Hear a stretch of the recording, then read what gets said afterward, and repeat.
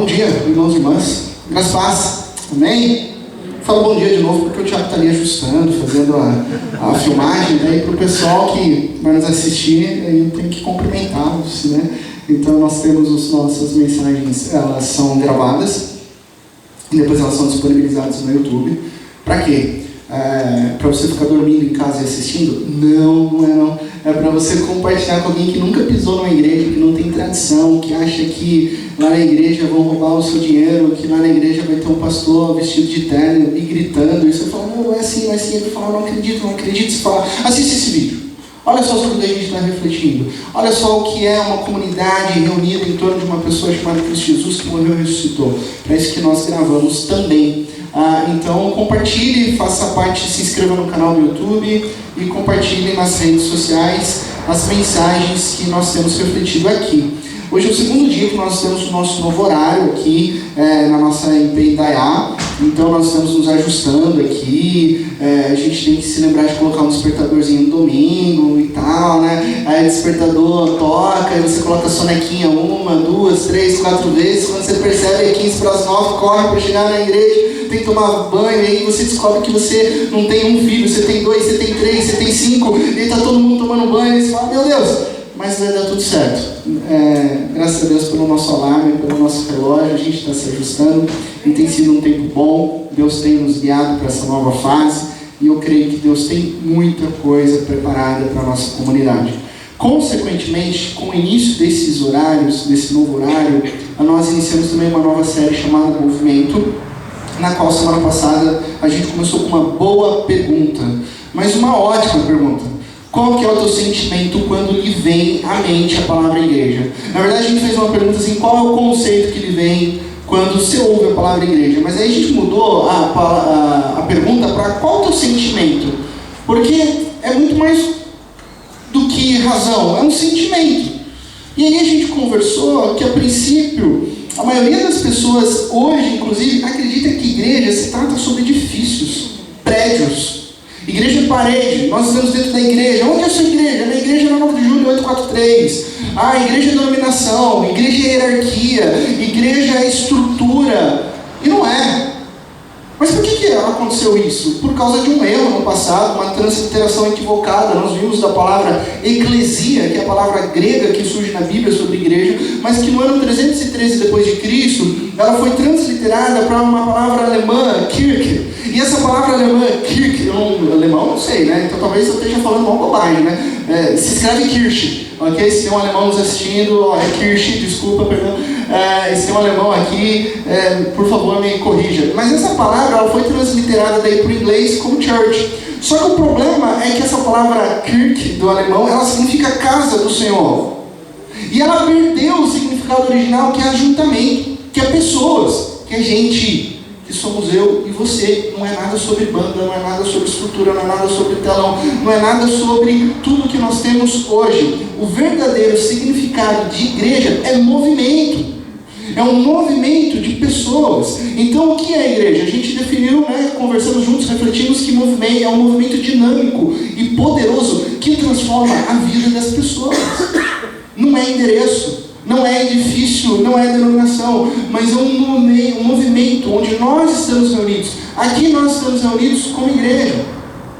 Por quê? Porque nós somos igreja. Há 2, 3 semanas atrás, parte da igreja se reuniu lá no Parque Ecológico para celebrar o Dia da Família. O que estava acontecendo lá no Parque Ecológico? A igreja estava lá. A igreja estava lá, porque igreja sou eu, igreja você. Então, é esse ajuntamento de pessoas que é guiado sob o poder do Espírito Santo. Hoje a gente segue a nossa reflexão sobre esse incrível movimento. Um movimento sem prédios, lá no início da igreja, sem liturgias, sem pastores, sem padres, sem bancos, sem bandas, sem nada do que a gente está acostumado.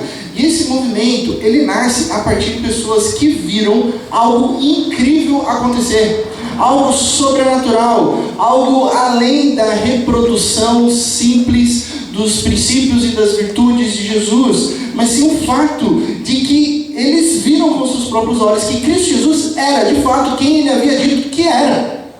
E ele disse, eu vou viver uma vida perfeita, e viveu. E ele disse, eu vou morrer, e morreu. E ele disse, eu vou ressuscitar no terceiro dia, e ressuscitou. Aí, a partir dessas testemunhas, nasce a igreja. Cristo Jesus lança esse movimento e fala: agora vocês vão para todos os lugares e falem sobre o meu amor, e falem para as pessoas se arrependerem de uma vida distante de mim e para viverem uma vida plena e abundante que só vão encontrar em mim. E essa vida, ela é sobre o amor, essa vida, ela é sobre a graça, essa vida é sobre a transformação do interior. Não é algo pesado, o próprio Cristo diz.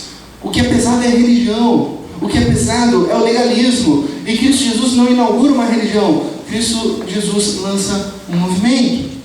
Por isso a igreja sobrevive até os dias de hoje. Por quê? Porque algo extraordinário acontece na história. Tanto que a história é rachada entre antes e depois dessa pessoa que é Deus, que morreu e ressuscitou, e é Cristo Jesus. Então nós conversamos sobre, iniciamos essa reflexão sobre o fato simples de que a igreja é um movimento simples em torno de uma missão que é simples, porque é compartilhar sobre Jesus, para que as pessoas creiam que Ele é o único caminho e sigam de fato os seus passos. Então o ponto central dessa missão era básico: olha, você vai espalhar essa boa notícia de que o mundo vive em morte e desconexão, mas que eu sou a vida e a ressurreição. E essa missão simples, para ser efetiva, ela tinha que ser expansiva. Ela tem que atingir as pessoas de fora. Ela tem que ir para lá da porta das nossas comunidades, dos edifícios agora estou falando. Por quê? Porque aqui todos nós temos vida. Todos nós sabemos quem é Cristo Jesus. Mas o que acontece com o tempo? O que vem a reverberar nos dias de hoje? A igreja, a eclesia, né, essa palavra grega, esse ajuntamento de pessoas se tornou edifícios, se tornou estruturas de poder, se tornou hierarquia. E aí nós vemos ao longo da história que a palavra igreja, ela se tornou algo até em muitas instâncias imoral, antiético, controlando as pessoas, controlando governos e impondo fardos pesados sobre a população. Então, em pouquíssimo tempo, um movimento que tinha o propósito de alcançar as pessoas através do amor, da graça e da aceitação, não importando quem era, não importando qual raça, não importando qual nacionalidade, não importando qual classe social, se é rico, se é pobre, se é doutor ou analfabeto, com o único desejo apenas de compartilhar Cristo Jesus. Logo, esse movimento que era para de fora se torna para os de dentro, se torna um movimento ensimesmado. E esse é o problema. Olha só o problema. O problema é que muito rapidamente as igrejas, elas perdem o foco prioritário de alcançar os de fora e elas ficam assim fechadas com os de dentro. E essa é a nossa maior tentação: o ensimismar-se, o abstrair-se, o recolher-se aos seus. Sabe por que é tentador isso? Porque é maravilhoso. Vamos ficar aqui só, gente? Vamos fazer. A minha filha essa semana, ela perguntou: pai, quando que vai ter de novo aquele café da manhã da semana passada? A gente inaugurou um novo horário, para você que estava aqui, teve uma mesa que você não faz ideia. Eu não fazia ideia.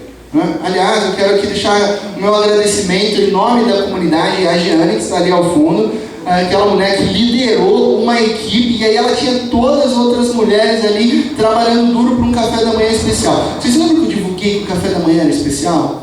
Eu sabia que era especial. Eu não sabia que era super mega, todas as palavras, né? Especial. Tinha Nutella, tinha suco, tinha uns chás indianos, tinha pão da Dona Isaura, tinha manteiga requeijão, tinha tanta coisa, gente, que eu não consigo numerar aqui, bolo. E a gente, sim, não precisou nem almoçar. Nem jantar, né? Porque estava maravilhoso. Aí a minha filha perguntou essa semana: pai, quando que vai ter de novo? Eu falei: filha, foi só nesse momento. Ficou bravo, bateu o pé, né? Eu tenho que ter todo domingo. Eu falei: por quê? A gente gosta de estar entre nós.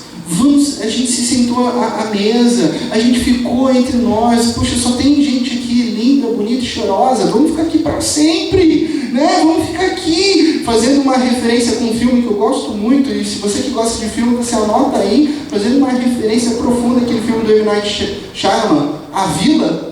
Assista A Vila, sobre essa perspectiva da eclesia, sobre essa perspectiva da igreja. Vamos ficar só a gente aqui, porque está muito legal. Então a gente vai até colocar alguns medos lá fora. Não sai lá fora, não vai escutar a música do mundo, não vai colocar a roupa do mundo. Como se a gente não estivesse no mundo, né?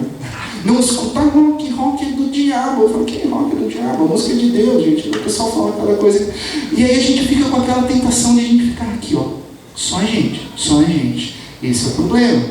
E com certeza você já deve ter vivenciado comunidades que têm esse ensimesmamento. Bom, eu gosto de, no meu tempo livre, ir para outras igrejas visitar.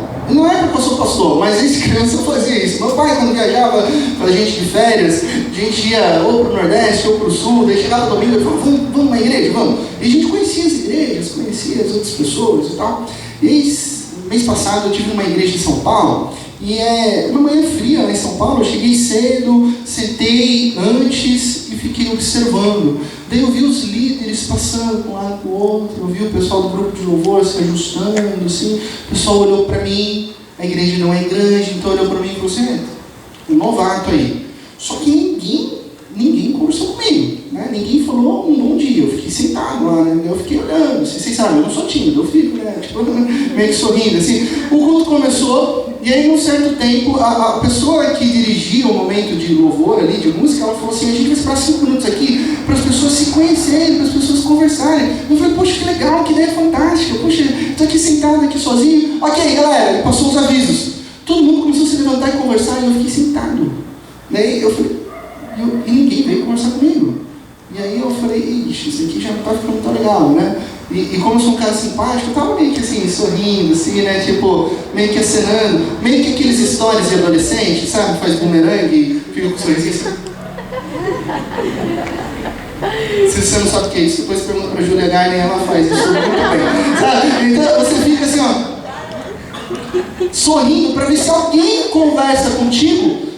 E aí ninguém conversou. Aí o momento começou a ficar constrangedor, porque daí eu comecei a ver as pessoas conversando, o tempo estava acabando, e aí as pessoas começaram a olhar para mim, esse cara está sozinho, daí eu comecei a me sentir um bolha, sabe? Eu falei, pô, será que eu estou mal vestido? Será que aconteceu alguma coisa? Né? E aí eu me senti literalmente um excluído, dentro de uma comunidade. Tudo bem, para mim, eu sou pastor, nada me abala, não vai abalar a minha fé, isso. Não vai. Eu sei que isso é um problema da igreja. Mas eu fiquei pensando no retorno, e se fosse alguém que estivesse pela primeira vez na comunidade? Como que ele iria se sentir? E se eu não fosse um pastor? E se eu não fosse um cristão e eu estivesse lá, porque meu amigo falou, vai lá, que eu chego atrasado, mas a gente se encontra. Eu estava sozinho lá e ninguém conversou comigo. E se alguém estivesse aqui na nossa comunidade pela primeira vez? E talvez você tenha histórias piores do que a minha. Talvez você, mais do que ter sido excluído socialmente, né, você foi ferido pela igreja. Você foi, em algumas situações, até expulso de comunidades. Você viu pessoas falando de você, da sua família, fazendo mal para você, enfim. Talvez você tenha sido traído por pessoas de dentro da comunidade que falavam, olha, eu sou da igreja. E de repente você tenha se frustrado com tudo isso, com um machucado de regras, com um machucado de legalismo. E talvez você chegou a uma conclusão da seguinte forma, eu não vou mais para a igreja porque as pessoas mais gentis, as pessoas mais amorosas e de fato os meus melhores amigos estão lá, não estão aqui. E aí a gente começa a se perguntar, o que a igreja se tornou? A igreja se tornou um clube? Será que nós estamos preocupados com os de fora ou nós estamos aqui bem confortáveis só conosco? Aí pensando nisso, nesse desafio, ao mesmo tempo nessa tentação de a gente não se ensimesmar, eu lembrei de uma pesquisa que foi feita com uma geração específica, uma geração da pós-modernidade, com a seguinte pergunta, saíram nas ruas, o que você acha da igreja? Perguntaram, isso aconteceu lá na cidade do Rio, chegaram no meio do centro e falaram, o que você acha da igreja?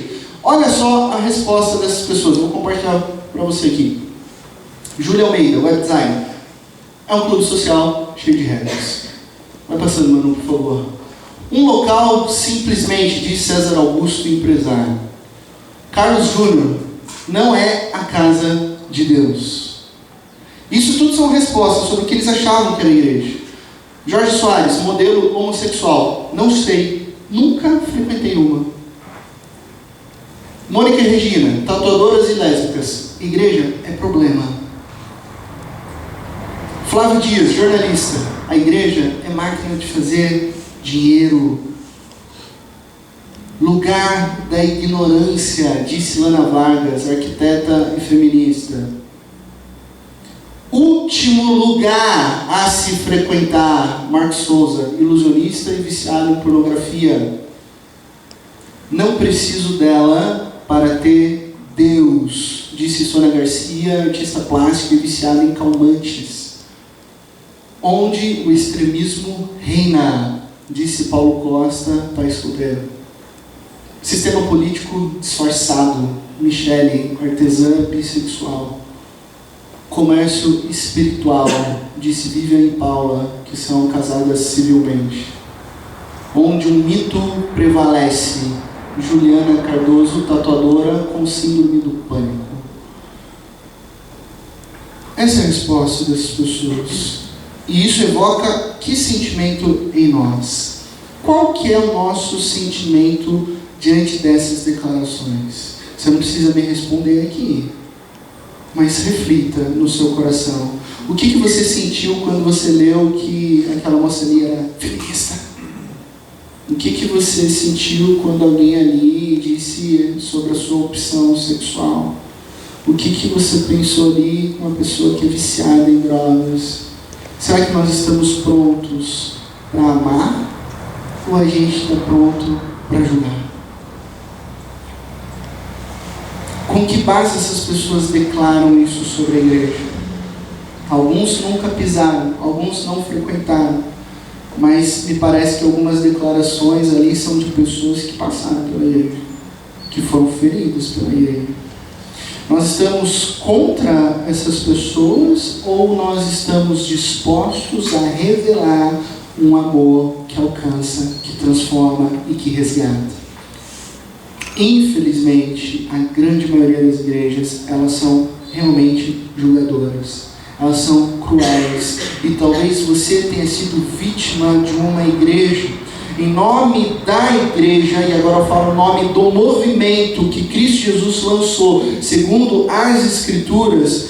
Então eu aqui, como ministro religioso, peço desculpas a você e te convido a conhecer o que é realmente igreja, que está nas Escrituras, que é o que realmente Cristo Jesus fez e lançou essas pessoas para impactar e transformar o mundo. É um movimento que crê em Jesus, é um movimento que segue Jesus, e é um movimento que segue os princípios e os mandamentos amorosos de Jesus, que não são pesados, são mandamentos e princípios que estabelecem margens para uma vida sustentável, para uma vida plena, para uma vida com sentido. Então eu acredito que a nossa maior luta seja manter a missão, seja manter a nossa intencionalidade de compartilhar as boas notícias com aqueles de fora. O nosso maior desafio continua sendo esse: tentar alcançar, tentar transformar as vidas, pois é esse o propósito que Cristo Jesus lançou à igreja.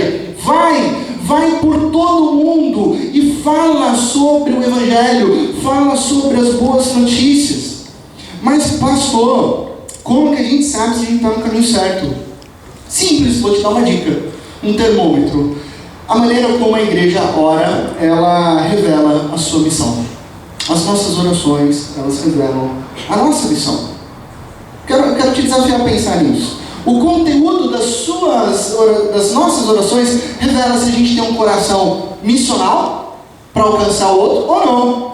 E o nosso exercício da manhã sobre oração vai ser até um pouco delicado, porque, vou até te falar, se você que está aqui nessa manhã e você não é cristão, sua barra está limpa, ok? Você pode ficar só sentado aqui e observando. Agora é hora de atacar pedra mesmo desses crentes hipócritas e falsos, miseráveis pecadores, do qual eu sou o maior aqui na frente, ok? Só que me dá licença agora, para todos nós que somos cristãos, eu quero te desafiar a pensar um minuto sobre o conteúdo das nossas orações, as coisas pelas quais você ora diariamente. E eu até já sei pelo que você ora diariamente. Dá uma pensada aí. Qual que é a sua oração matinal? Qual que é a sua oração antes de dormir? Pensou? Sabe por que eu sei pelo que você ora? Porque a maioria de nós oramos pelas mesmas coisas. Nós oramos pela nossa família, nós oramos pela nossa saúde, nós oramos por nós oramos por aqueles 2 ou 3 amigos mais próximos de quem a gente gosta. A gente vai viajar, a gente faz aquela oração: Deus proteja a nossa viagem, Deus cuide dos meus filhos na escola, Deus obrigado por esse dia, Deus abençoe a minha família. E todas essas coisas, veja bem, não são erradas. Você continue, por favor, orando isso. Não estou dizendo aqui para você parar de fazer, mas o meu ponto é que essas orações revelam o centro da nossa preocupação. Sabe onde está? Em nós mesmos. É meu, nosso, é para mim, Deus, é aqui, é a minha vida. Já parou para pensar se Deus tivesse respondido todas as orações que a gente queria, do nosso gosto? Já parou para pensar? Pensa por um instante. Se Deus tivesse respondido tudo o que você pediu no ano passado e respondeu positivamente, como é que você estava hoje? Como é que estavam as outras pessoas? As outras pessoas, sei lá, pastor, mas eu ia estar rico, com salário novo, com um Camaro amarelo, com família, filhos numa melhor escola, eu teria me casado ou não teria me casado, eu estaria com um emprego melhor. Por quê? Porque que tipo de orações são as nossas?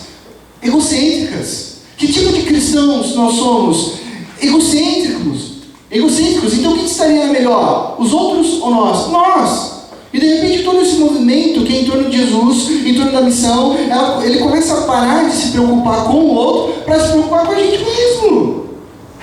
Eu paro para pensar, eu paro de olhar para o outro e começo a olhar só para o meu umbigo. Não é mais para os de fora, é para os de dentro. Então o ajuntamento de pessoas que vai atrás de outras pessoas se torna um grande edifício, se torna uma grande estrutura de poder, somente com um grupo existente, orando apenas orações egocêntricas e em si mesmadas. Mas será que é esse tipo de oração, tipo de movimento que foi lançado por Cristo Jesus? Claro que não. E antes de a gente entrar no texto bíblico, para ver o tipo de oração da igreja primitiva, a gente está refletindo sobre o livro de Atos, a gente conversou sobre Atos 1, Atos 2, hoje a gente vai avançar em Atos 3 e 4, em alguns versículos específicos. Eu quero te contar o background que está acontecendo aqui, antes de entrarmos no texto de Atos 3. Semana passada a gente viu que o Espírito Santo desceu no Pentecostes, e aí houve um mover sobrenatural, algo não explicado pela ciência, e 3.000 pessoas decidiram viver para Jesus. Se entregaram para Jesus, e aí o movimento se inicia, chamado igreja.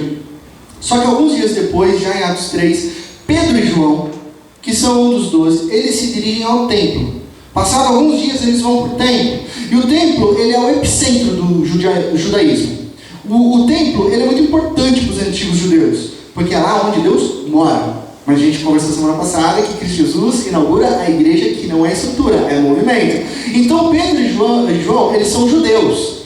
Por isso, eles podem caminhar por ali. O texto bíblico em Atos 3 diz que eles estão prestes a entrar no pátio do templo. Só que o que acontece? Eles agora são cristãos. E a propósito, se você tem tradição católica ou teve na infância, você sabe quem é Pedro. Pedro é uma pessoa muito importante na história da igreja. Ele é, aqui, na Bíblia, o cara mais importante aqui do movimento da igreja. Ele está iniciando a igreja primitiva, e ele está com João, quando eles encontram na porta do templo, do pátio do templo, quem? Um aleijado. E esse aleijado, a Bíblia diz que esse aleijado ele é aleijado de nascença. E ao mesmo tempo esse aleijado ele é um mendigo, porque ele não consegue ter um salário, ele não consegue ter um trabalho. Então ele é um aleijado mendigo que estava com a sua latinha na mão, estendendo a mão para Pedro e João e para quem passasse, esperando que alguém colocasse ali alguma dracma, alguma moeda, algum rendimento para que ele pudesse sobreviver, para que ele pudesse comer, porque é assim que ele sobrevive. Aí Pedro e João se deparam com ele e falam: cara, é o seguinte, a gente não tem nem um centavo aqui para entregar para você, mas a gente tem algo muito melhor para você. Em nome de Cristo Jesus, a gente diz: você pode se levantar e andar. Em nome de Jesus de Nazaré, comece a andar.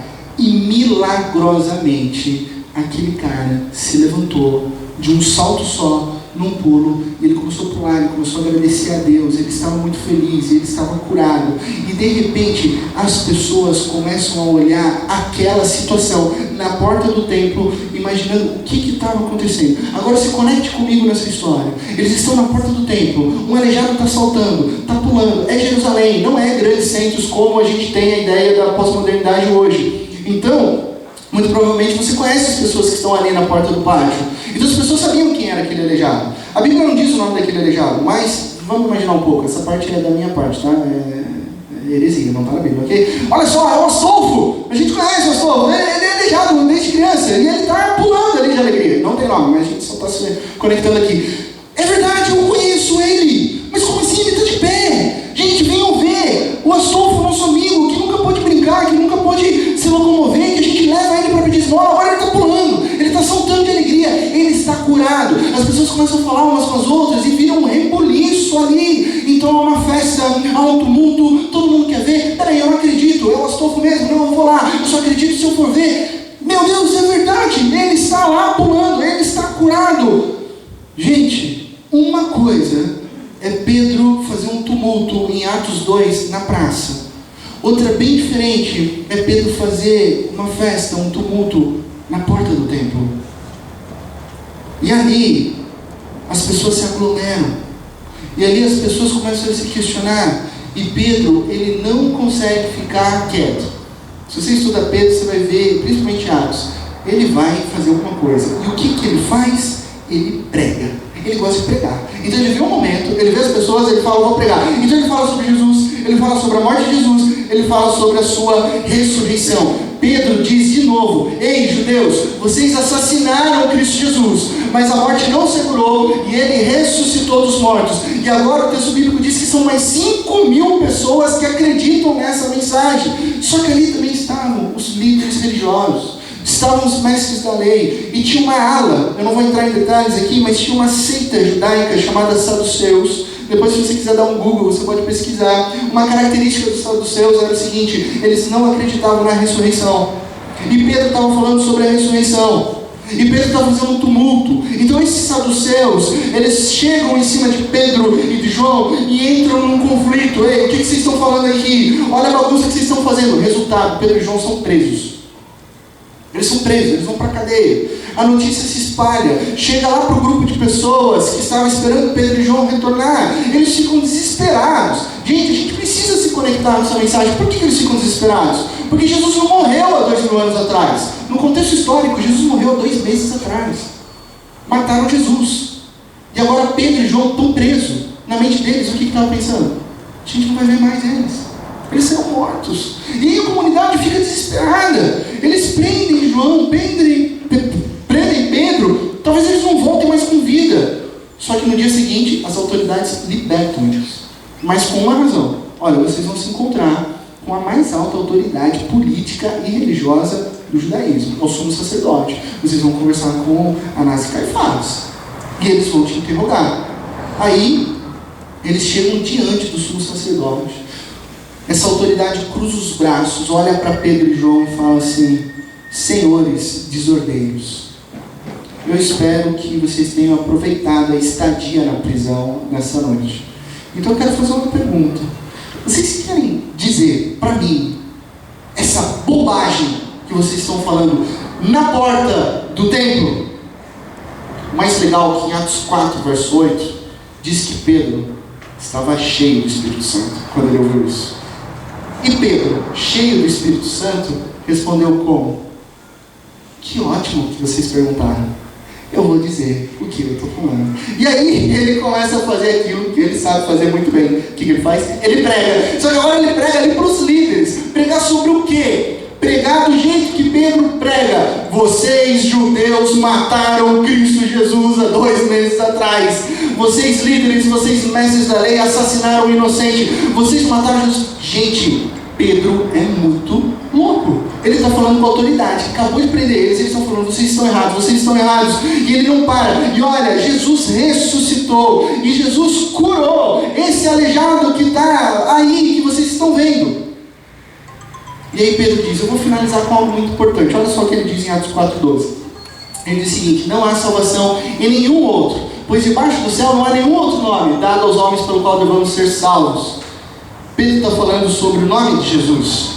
Ele está proclamando quem é Jesus. A primeira declaração que ele faz é: Deus fez algo maravilhoso entre nós. Ele enviou Cristo Jesus. E eu não vou me calar. eu vou contar para todo mundo quem é Jesus, pois não há outro nome que traga salvação a não ser o nome de Cristo. E aí, os líderes, eles ficam loucos, eles ficam totalmente enraivecidos diante da declaração de Pedro, que aí ele continua nos versos seguintes. Olha só o que ele diz: vendo a coragem de Pedro, os líderes, olhando a coragem de Pedro e de João, perceberam que eram o quê? Homens comuns e sem instrução. Eles eram iletrados, eles eram analfabetos. Eles ficaram admirados e reconheceram que eles haviam estado com Jesus. Pela autoridade com que Pedro falava, eles falaram: de fato, vocês são testemunhas oculares. De fato, a gente reconhece que vocês estavam com Jesus. Só que tem algo a mais na história. E como podiam ver ali com eles o homem que fora curado? Estava ali. Eu gosto de imaginar a situação, porque foi engraçado, gente. Sabe por que foi engraçado? Lá no versículo 22, a gente descobre que esse aleijado de nascença, ele tinha mais de 40 anos. Mais de 40 anos. Só que ele é aleijado de nascença. Então, quando que ele andou? Nunca. Ok? Ok? Tudo bem? Né? Óbvio. Agora pensa comigo. Criança de 8 meses. 1 ano. Aprendendo a andar. Nenão. Você consegue manter o nenão parado? Você consegue falar: nenão, senta aqui. Ele está descobrindo o mundo. Uma criança está descobrindo tudo. A criança está subindo na cadeira. A criança está subindo no armário. Se você deixa a porta aberta da rua, ele passa. Às vezes eu estou aqui no final do culto, né? Não é o nosso bebê aqui mais jovem, aqui da nossa comunidade. Se você dá bobeira, ele passa ali, ó. Ele não está nem aí, ele quer descobrir o mundo. Isso é o que uma criança faz, ela não para. Agora, se conecte com a história. Você tem 40 anos e você nunca andou na sua vida. Você é curado por Jesus. O que você faz? Você acha que durante a prisão na noite o aleijado falou: bom, eu estou curado, sabe o que eu vou fazer? Eu vou dormir. Ele nunca andou.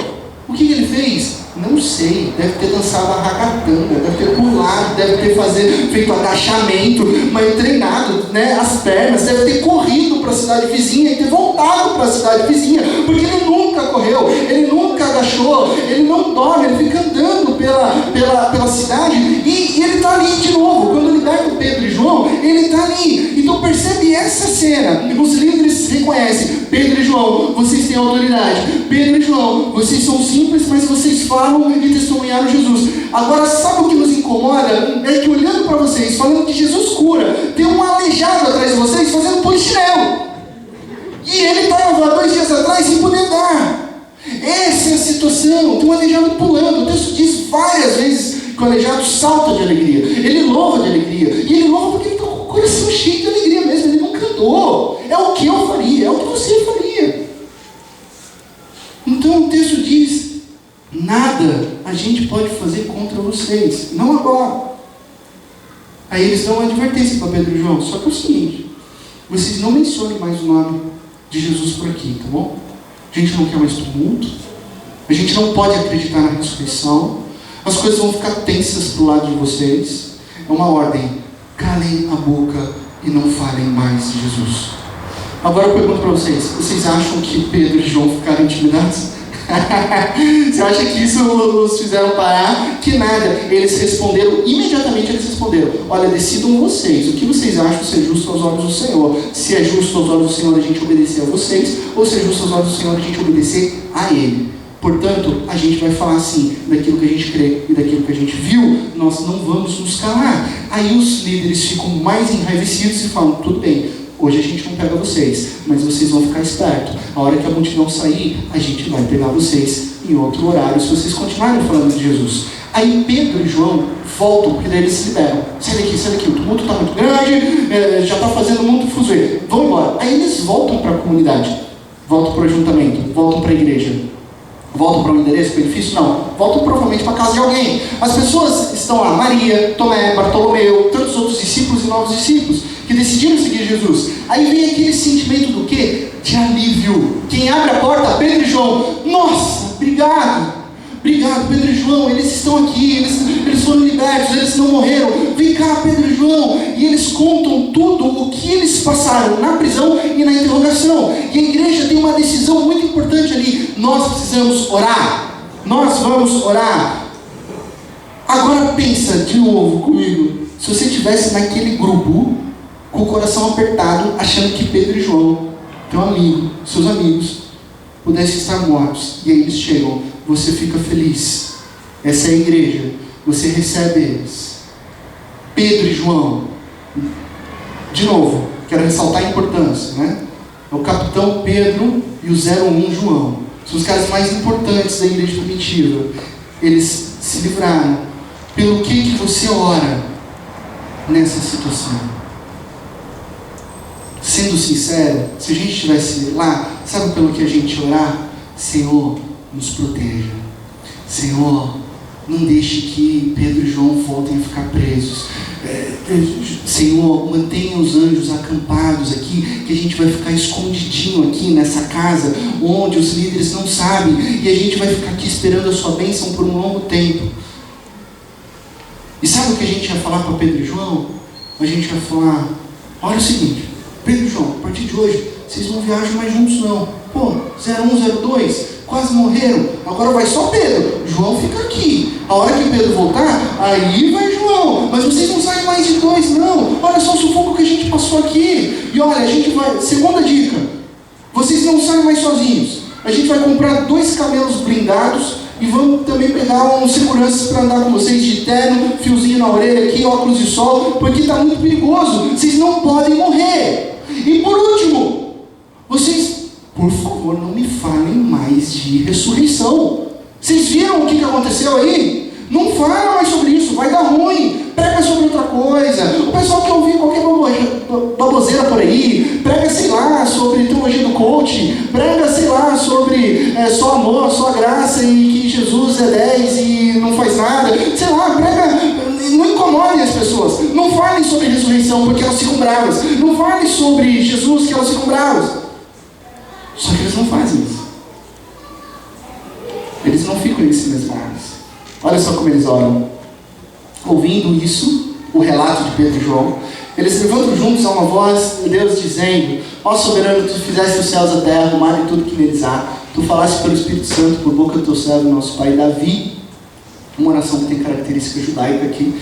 Porque se enfurecem as nações, os povos conspiram em vão, os reis da terra se levantam, os governantes se reúnem contra o Senhor e contra o seu ungido. Ungido é referência a Cristo Jesus. De fato, Herodes e Pôncio Pilatos reuniram-se com os gentios e com o povo de Israel nessa cidade, há 2 meses atrás, para conspirar contra o teu santo servo Jesus, a quem ungiste. Apenas 2 meses de tudo que aconteceu com Jesus. E a oração deles está clara que Deus está governando sobre todas as coisas. Deus é soberano. Deus está governando. Deus reina. E eles continuam a oração. Fizeram o que o teu poder e a tua vontade haviam decidido de antemão que acontecesse. Atos 4, 28 e 29. Agora, Senhor, considera a ameaça desses religiosos. E mais, Senhor, capacita os teus servos para anunciarem a tua palavra corajosamente. Primeiro, eles afirmam que nada foge do governo de Deus. Todos os eventos foram supervisionados pelo Eterno, inclusive a crucificação do amigo deles, que é Cristo Jesus.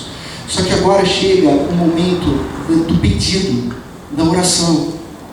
Lembra que a gente falou que as nossas orações são em si mesmadas? Que a gente pede: Senhor, cuida da minha saúde, Senhor, obrigado pelo meu dia, Senhor, me proteja. E eu disse que não é nada de errado nisso. Mas olha só o que eles pedem. Eles pedem por capacitação. Eles não pedem por libertação da perseguição. Eles poderiam falar: Senhor, nos livra desses caras. Senhor, faz alguma coisa. Não sei, atinge eles. Ou Senhor, coloca algo que nos blinde, que eles não vejam. Mas eles não pedem isso. Eles pedem por coragem para continuar se arriscando. Eles pedem por coragem para proclamar a verdade. Como assim pedir por coragem? Não foi coragem que deixou eles numa situação ruim? Não foi coragem que fez eles irem para a cadeia? Não foi coragem que fez eles apanharem na cadeia? Não foi coragem que gerou ameaças? Não foi coragem que gerou caos? E aí eu te pergunto, quando?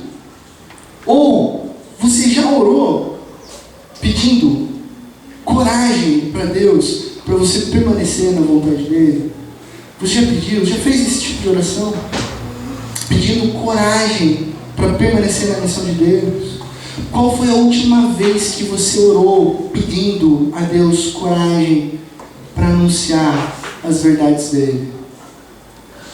Sabe, a gente tem que parar com aquelas orações do tipo: Senhor, me ajude a me tornar um cristão melhor, para daí eu fazer alguma coisa.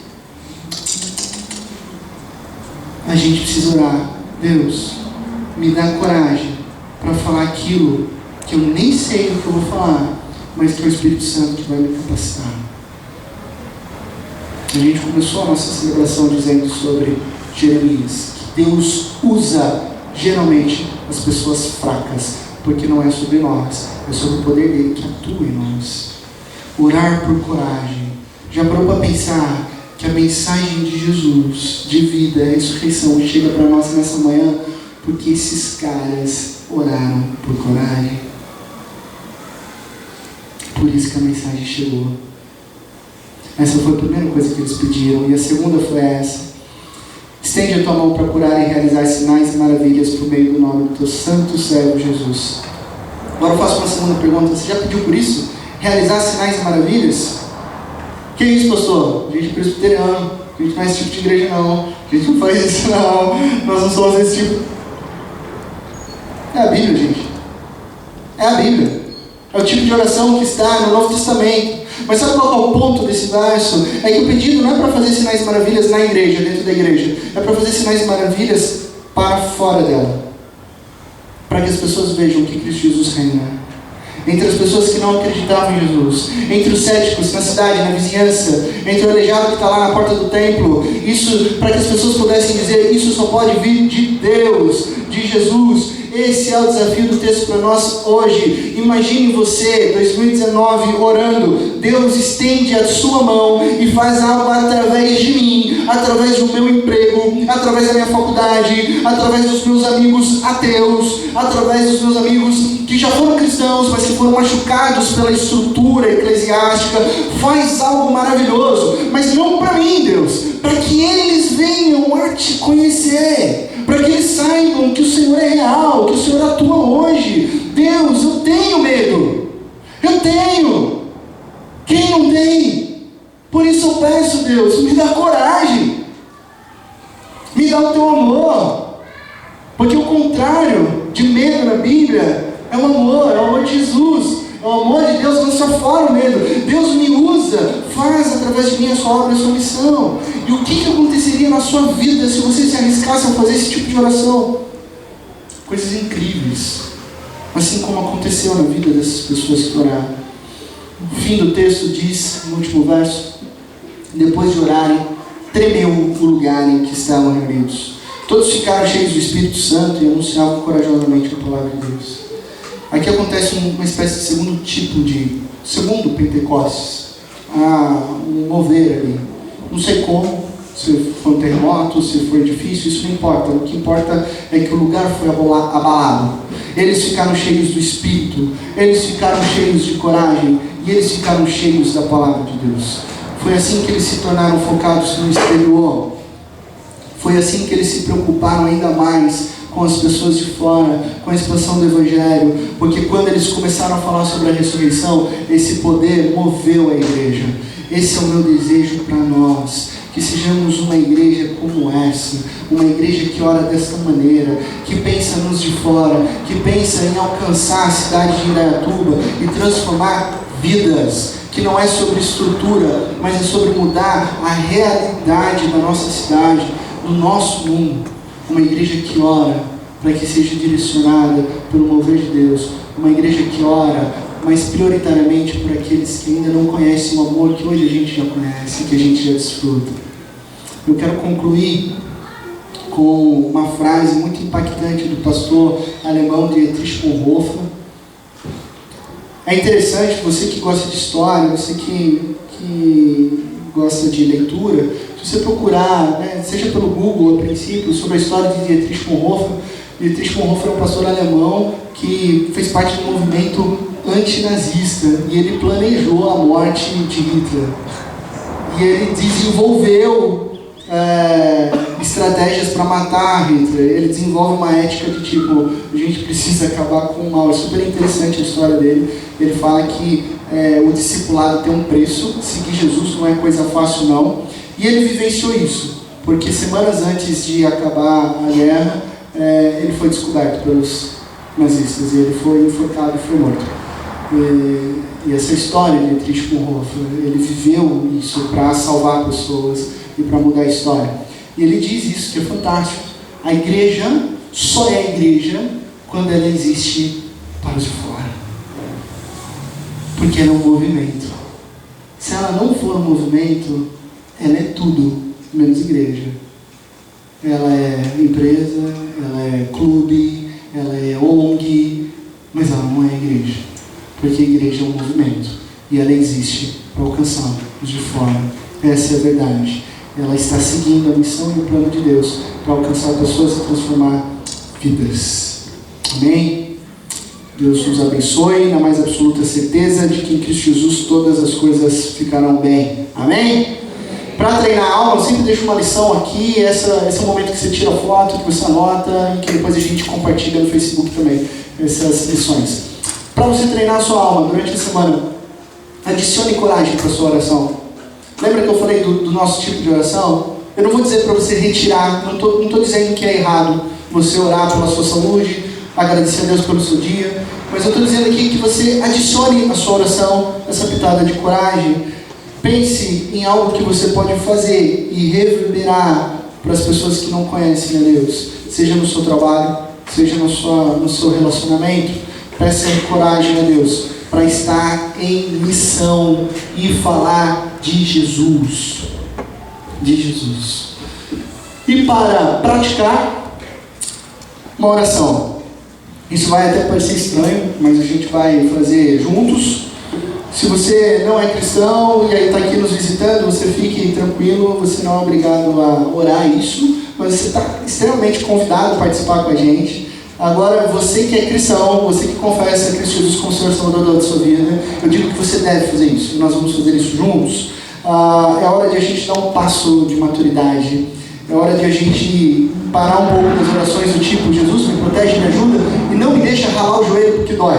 Em nome de Jesus, amém. A gente vai deixar esse tipo de oração e a gente vai dar um passo de maturidade cristã, porque a gente precisa deixar inclusive um legado da igreja para a nossa geração que vem vindo, para as nossas crianças. Então eu quero te convidar a se colocar de pé e juntos a gente vai ler essa oração 2 vezes. E a gente não vai só ler, a gente vai orar juntos essa oração e depois que a gente orar essa oração 2 vezes, a gente vai encerrar esse momento cantando mais uma canção. Vamos orar? Vamos lá? Pai nosso, permita-me falar da sua palavra com grande coragem. Estenda a tua mão para curar e realizar sinais e maravilhas através do nome de Jesus. Mais uma vez, parece estranho isso, mas essa é uma oração, gente. Nós cremos nisso. Vamos lá? Pai nosso, permita-me falar da sua palavra com grande coragem.